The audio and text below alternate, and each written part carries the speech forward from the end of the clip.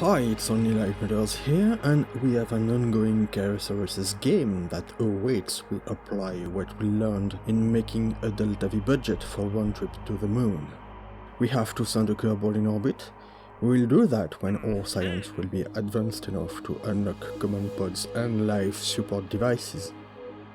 Regarding the contracts we can choose, a flyby to the moon is exactly what we seek, and I choose 2 more which can be done on the launch pad.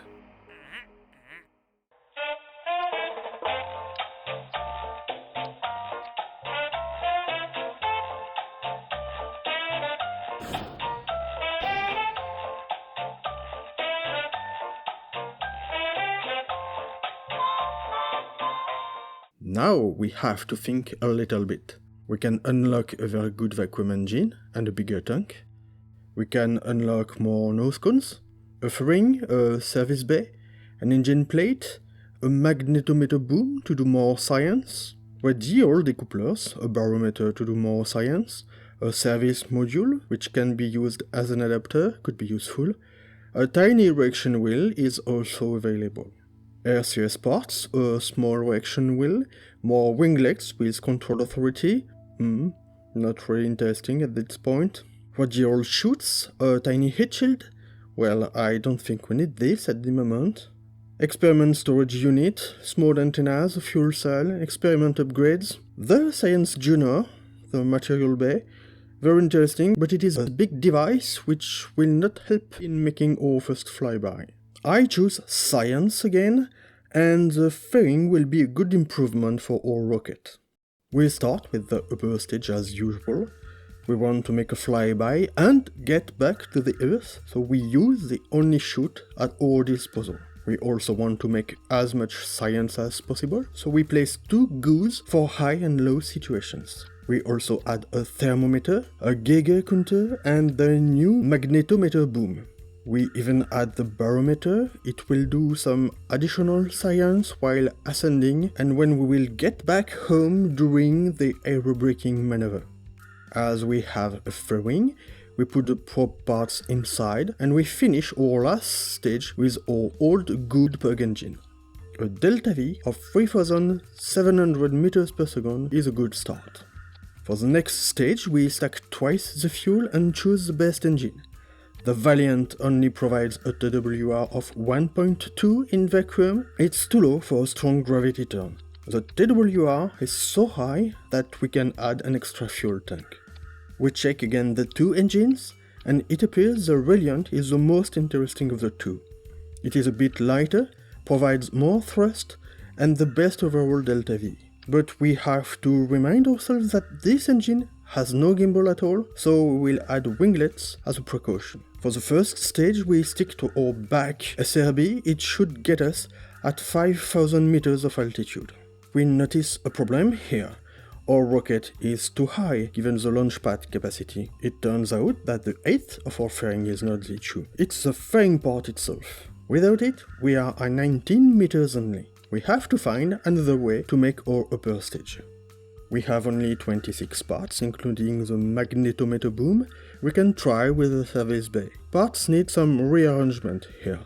To make a decent shape, we place the service module on the top of it, then our chute. There is some part clipping, but it's fine to me. Any structural part can collide with any part.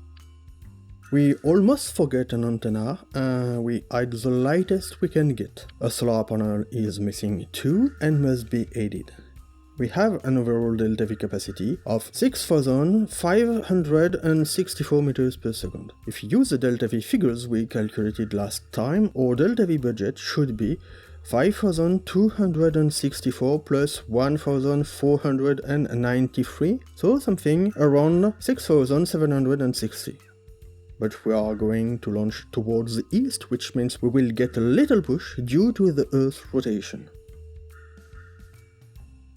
We are just okay, maybe we can optimize our craft. Moreover, the rocket has 1 part beyond what the VAB can handle. We need to remove something. We reduce the number of solar panels to 1. It provides an extra 40 meters per second of deltav.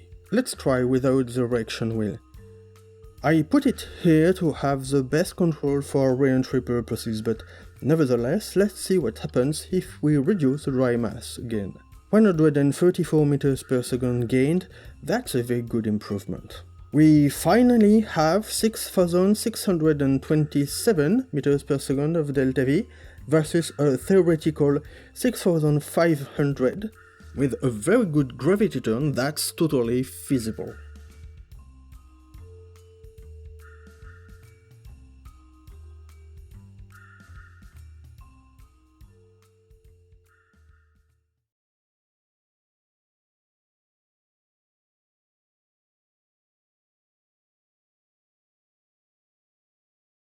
As our overall TWR will be greater than 2 for our first stages, we make our rocket tilt at 20 meters per second, then we let the rocket maneuver by itself with the SAS deactivated.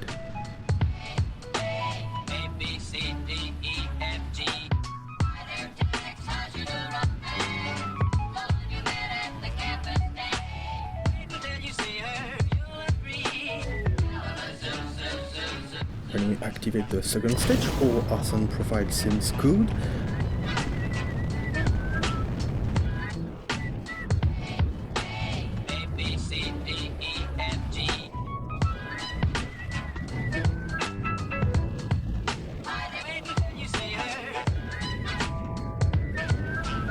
Apoapsis is at 77 kilometers and counting, and almost 2 minutes ahead. I reactivate the SAS and pitch the nose closer to the horizontal.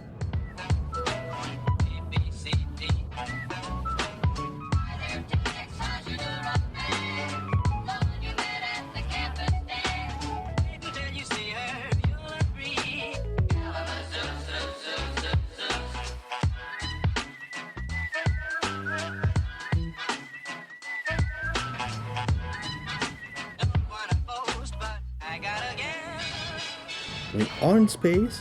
I activate the fairing to unveil the devices hidden in the service module. I also deploy the antenna and open the service bay to access the probe's science panel. You can see that our science devices have already collected some science. We'll start to send the data back to the KSP.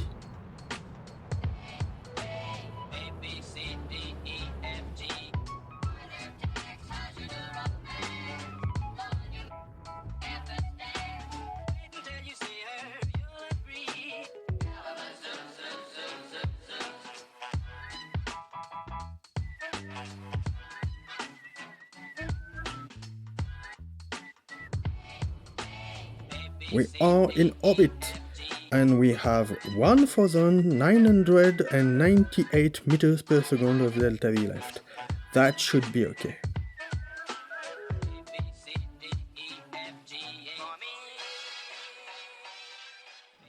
Now we have to carefully plot our maneuver node for translunar injection. We'll start by choosing the moon as our target.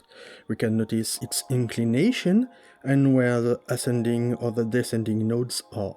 We already know how much delta V we need. The plan is to catch the moon when it crosses our orbital plan. We like a few meters per second here. It's totally normal. We are a bit lower than the 100 kilometers of altitude we used for our calculations in the previous episode.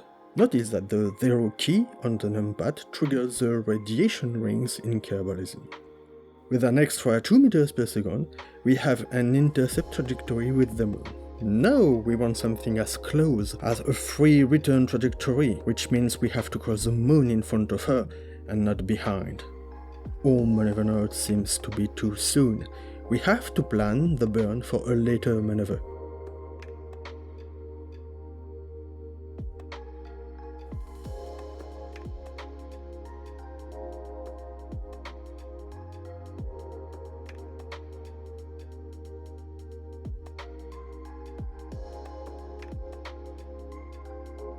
After minutes playing with the node, I get something interesting.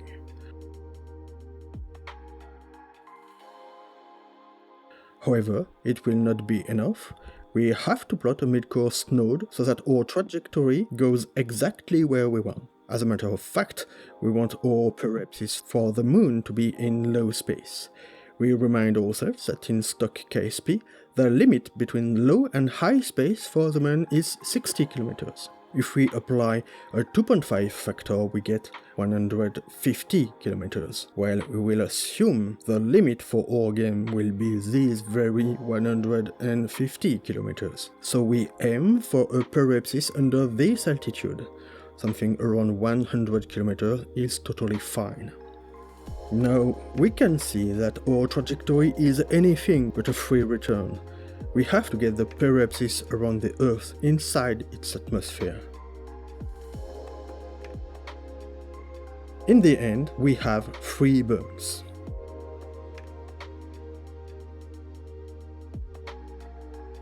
The TLI maneuver will not occur until almost 4 days, so we have plenty of time to do something else.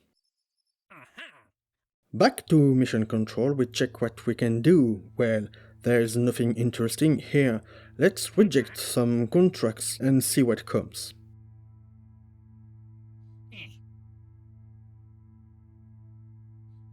A satellite contract around the Moon. Perfect.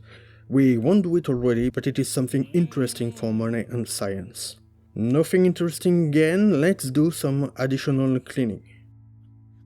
Yup, satellite again, equatorial plane, that's perfect. Oh, same contract in equatorial orbit, that's fine, I take it. They both require a magnetometer boom. Maybe we will manage to do something clever with these 2 contracts.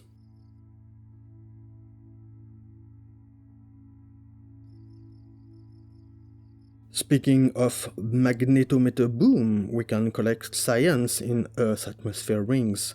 We are going to build a dedicated satellite in addition to the contracts we have just signed. We make a new rocket, the upper stage needs a probe, a Geiger counter, a magnetometer boom, solar panel, a battery to handle some obscurity behind our planet, and an antenna.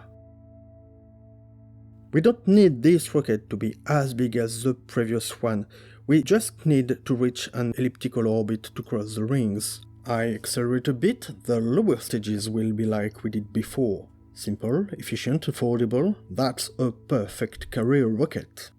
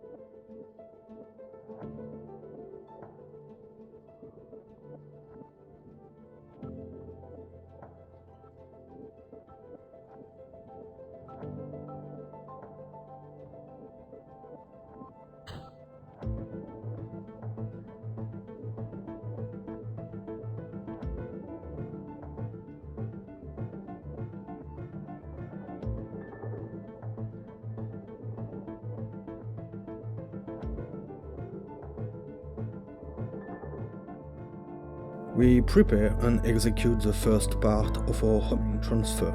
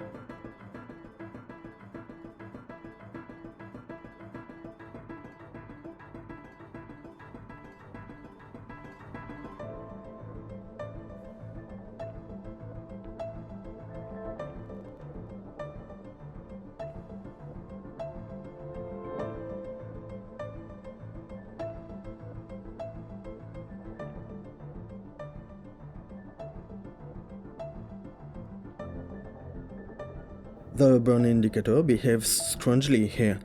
While it's not really an issue, I cut the thrust, I will finish the job with the inclination change. This node will take place after the TLI. We have to switch back to our flyby craft.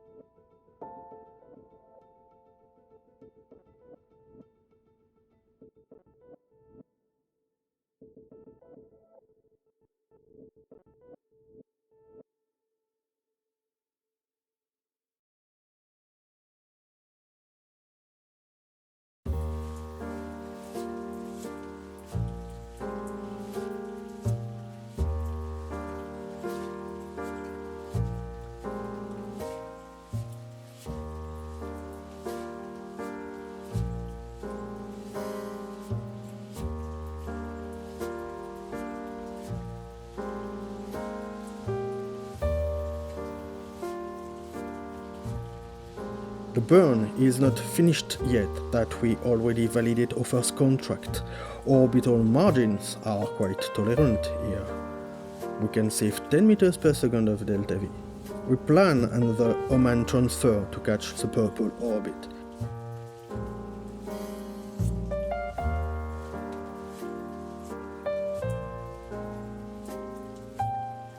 Circularization is in 6 days. We redeploy the boom and switch to the flyby craft.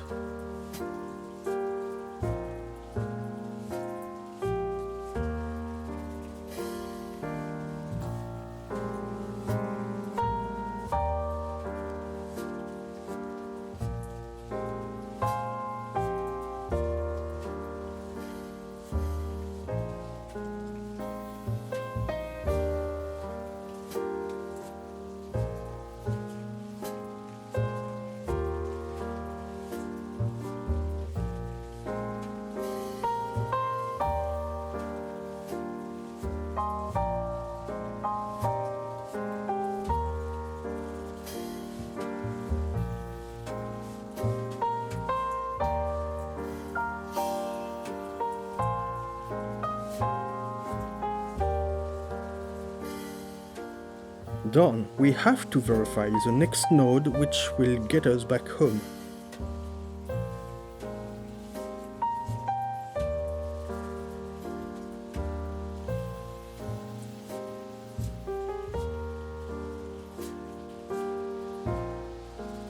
We will have to finish our commercial contract before getting to the moon.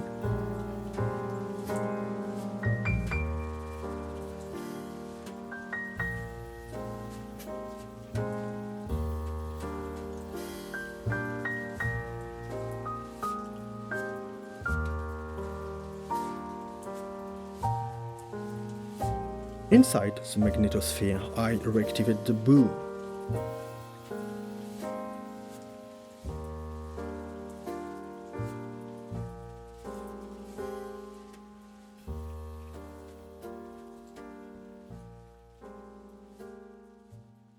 The contract is completed.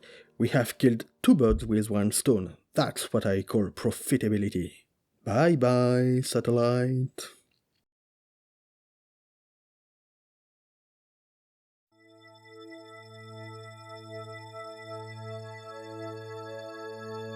We enter the moon's SOI and we validate our flyby contract. I activate the first goo to collect high space data.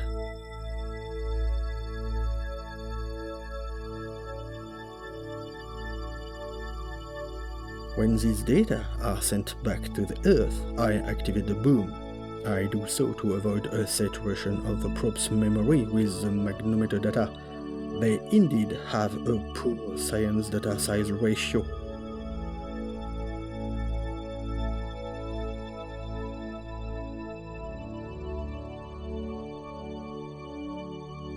When close enough to the high space limit, I deactivate the boom again to free the memory.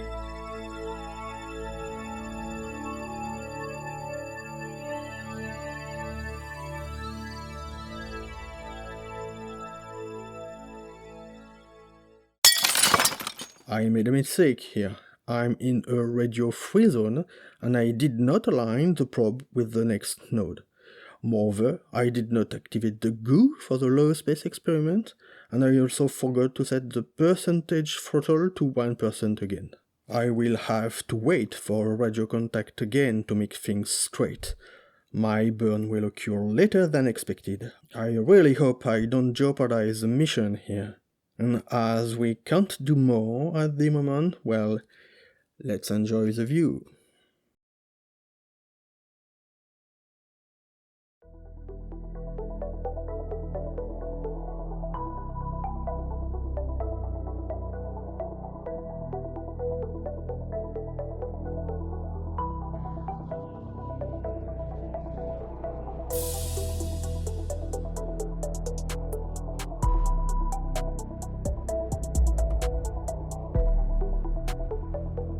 Perhaps around 60 kilometers should be fine for an aerobraking maneuver.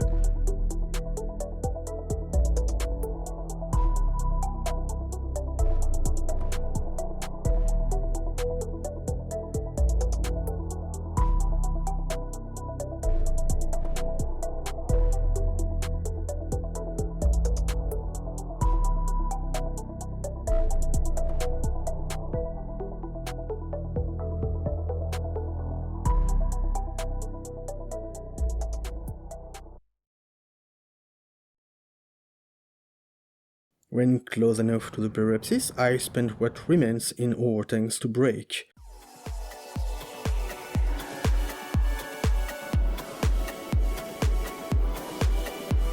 I realize the bay is open. Well, that will help us in our aerobraking maneuver.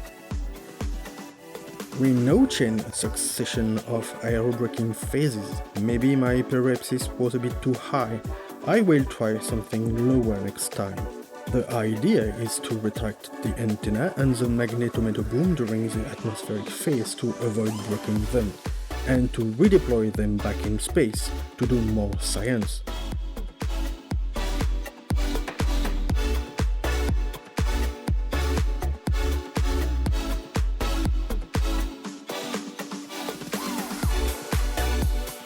This time it seems we are going to land, finally.